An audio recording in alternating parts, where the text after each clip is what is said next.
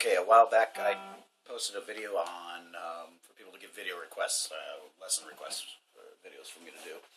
And good news is I finally got the high-speed internet happening, so it's a lot easier to do video now as well. A lot easier to upload them, I should say. Anyways, I got a request to go over some basic songwriting technique.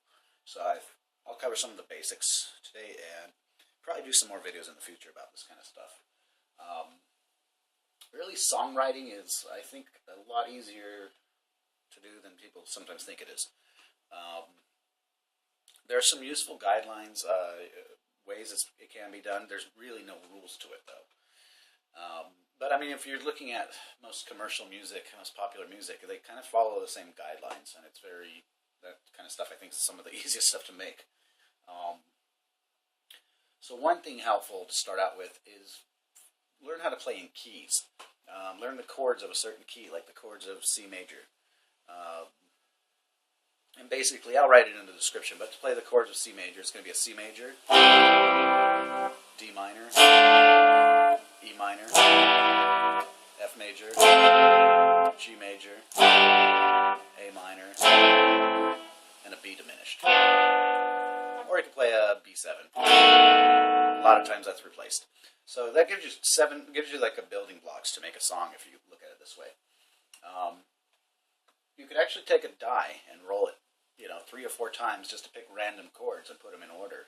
And so, we look at most common songs, they're broken up into things like, we got the intro, we got verse, chorus, bridge, verse 2, and sometimes an outro. So, I mean, you can use a lot of basic, really just common song structure and throw something together really easily, even with a pen and paper, not an instrument, as long as you know your chords.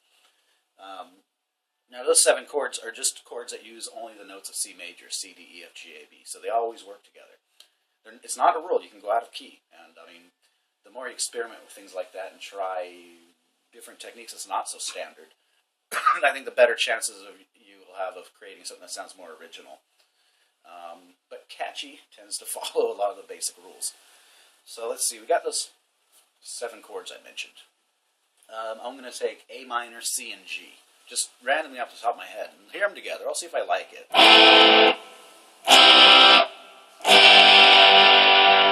Alright, it works. It sounds like something. I'm sure it is. Because when you're trying to do a 3 or 4 chord pattern with these kind of chords, it's been done. There's several songs that have done it probably. And I mean, what's going to set it aside and make it sound different is the rhythm you give it, the sound you give it, and what the other instruments are doing. So I'll take that A minor, C, and G. And one thing I try to look for right away is avoiding doing a really boring rhythm. So if I just play just quarter notes like C.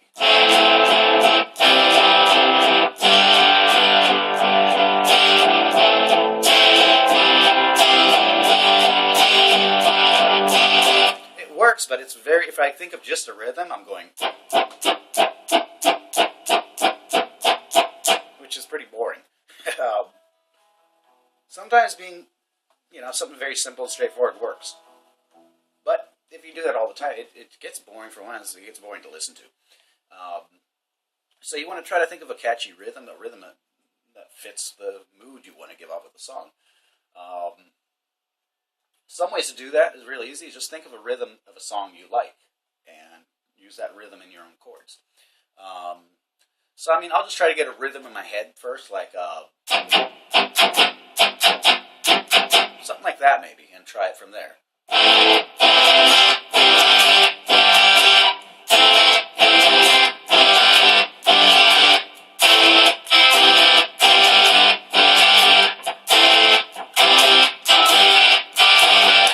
I mean, I could say, okay, I like it, that's my first verse of a song. I'll play that maybe 8 times. You can write it. It's good to write it out as you go. So I got a verse, and then maybe I'll throw in a chorus. And if you look at what a chorus is in the song, it's usually the strongest part of the song dynamically. It's usually pretty catchy. It's usually the part of the song that has the name of the song in it, in the vocals. Usually it's pretty straightforward, too. You don't want to make too chaotic of a chorus, because that's kind of the hook of the song. So I could take a couple more chords out of the key of C major. And, I started the verse in A minor, Now this is not a rule again, but just to kind of keep things interesting, I'm going to try to start the chorus in a different chord. So I'm not just, because it's very easy to get stuck into starting everything out on the same note or the same chord. And if you do that through the whole song, it can work, but it also can be pretty bland. So the first verse, what was it? A minor, C major, G major. So let's say if I go to the chorus, I'll try like F.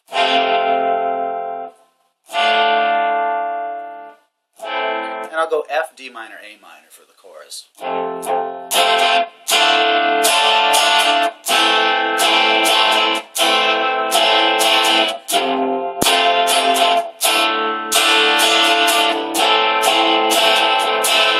Back to the verse.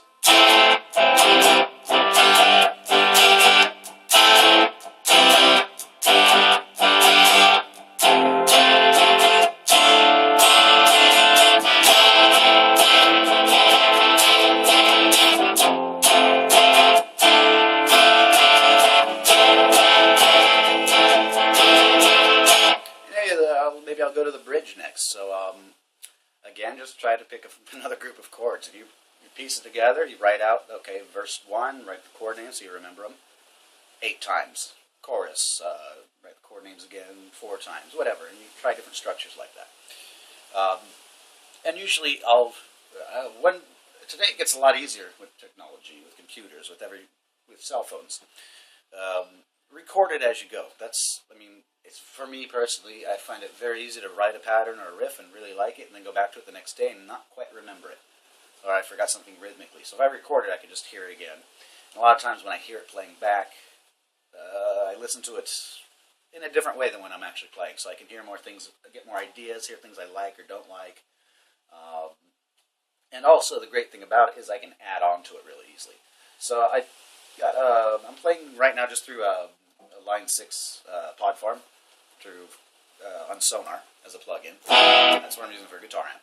And I'm going to record just these patterns I just threw together kind of back to back a few times just record it with a metronome. And then as it's playing back, I'll show you what I'll do with the next process where I start adding to it.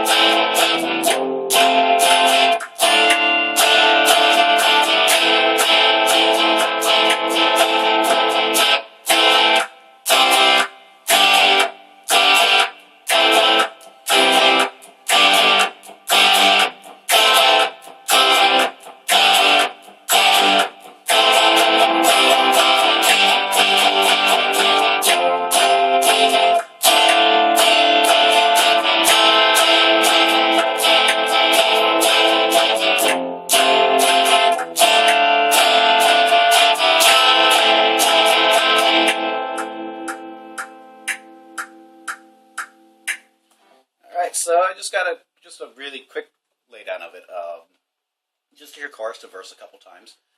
And now what I'll do in a case like this is just open up another audio track. And another thing that helps for writing songs too, of course, is inspiration. That could be whatever, it vary for different people. But sound-wise, I found inspiration to be very helpful too. So if I start out with a sound I'm happy with, for what I feel like writing, that makes things a lot easier, of course. Of course, with amp simulator software, you can always go back and change the sound later and fine-tune it. But usually I'll go through some different sounds I have saved and just find something that makes me feel I like the sound of it, where you enjoy playing the guitar and you enjoy listening to it. So I'm just going to pick a generic one. This is like a Back in Black sound, supposedly. Alright, and now, I got the chorus, or the verse and chorus and chords. I'm going to play that back and try to find something over it because like I said, for one, using these kind of open major and minor chords, it's been done. Unless you're like a 20 chord pattern, it's been done before, I guarantee. So to kind of make it not sound like something that's used these chords, a lot of it is going to have to do with the lead melody. And this, you could even write out the vocal melody on guitar. So that's what I'm doing a lot of times with the lead melody on guitar, is I'm thinking of almost like what a vocal melody would do. That's going to kind of float over the main pattern, or the rhythm guitar. And back again, I started in an A minor key, so in the key of C. So I can play in the key of C major if I'm playing single notes, or an A minor. And I'm going to try something like an A minor, I think, just because I prefer the minor sound sometimes.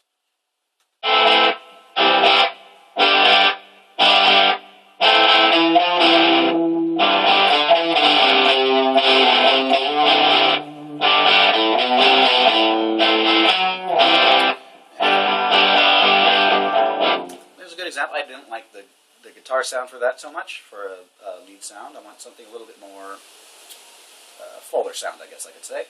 So let me just find one I know I usually like. It's a rhythm sound, but it doesn't matter.